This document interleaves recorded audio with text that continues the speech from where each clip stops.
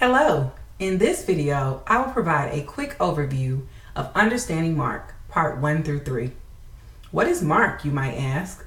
MARC is a short abbreviation for Machine Readable Catalog Record, and this allows cataloging information to be read by a computer.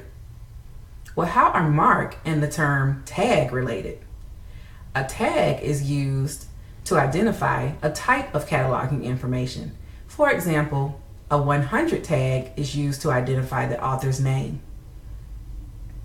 How are the field and the term MARC related? Well, a field is a section of the MARC record. It's used to divide bibliographic information, like the author field.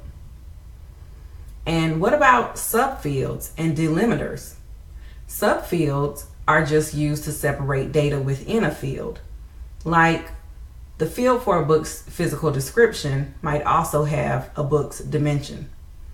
And a delimiter might be inside a subfield so that you can understand what data you're looking at. Like you might see a $sign, an @ or an underscore before a subfield.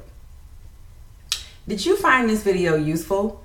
If so, click the like button.